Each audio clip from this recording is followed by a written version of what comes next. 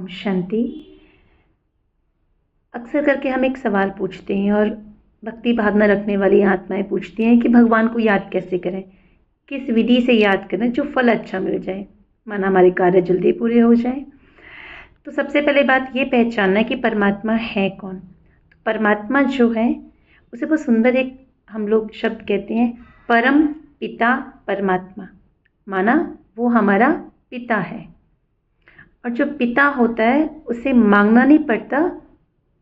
पिता जो है वो अधिकारी के रूप में, माना हम उसे जो चाहें वो ले सकते हैं, उससे हमें मांगने की आवश्यकता जो है वो नहीं है। देखो बहुत सुंदर तरीका है। पहली बात तो जब भी कोई समस्या आती है, सबसे पहली इन्फॉर्मेशन सबसे पहली आप परमात्मा को दो। ये हुआ है, इसकी बहुत सहज विधि आपको बताते हैं। परमात्मा को पत्र लिखना, आप रिटर्न में लिख के दो कि ये प्रॉब्लम है, और आप उसे हक से कहो कि ये प्रॉब्लम मैं आपको सौंपती हूँ। जब हम भगवान को कोई चीज़ सौंप देते हैं, उसके बाद उसका चिंतन हमारी बुद्धि में नहीं चलना चाहिए। हमने परमात्मा को सौंप दिया, और जब सौंप देते हैं परमात्मा को और हम अपना कर्म करते हैं निश्चल भाव से, निस्वार्थ भाव से, तो परमात्मा हमारी मदद जो है वो अवश्य करता है। अक्सर हम गलती क्या करते हैं, परमात्मा को प्रॉब्लम बताते हैं और प्रॉब्लम के साथ में हम उनको सोल्यूशन भी बताते हैं कि ये कर दो।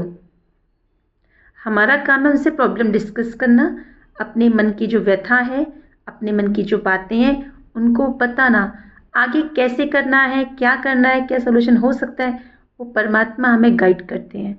और उसकी गाइडलाइन को सुनने के लिए जब भी आप बैठते हो परमात्मा को अपनी समस्या बताने के लिए, तो वह आराम से कम 15, 20, 30 मिनट हम बैठें, समस्या बताएं बहुत तसल्ली से, फिर उसके बाद साइलेंस में अपने मन को परमात्मा से कनेक्ट करें, ताकि जो उसका जवाब है वो हम फील कर सकें, वो हम सुन सकें।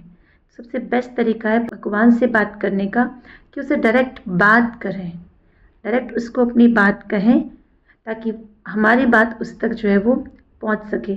अक्सर हम कहते हैं भगवान तो अपने आप सुन लेता है, नहीं, सुनाएंगे तो इससे परमात्मा का और हमारा बॉन्ड अच्छा बनेगा। ओम शांति।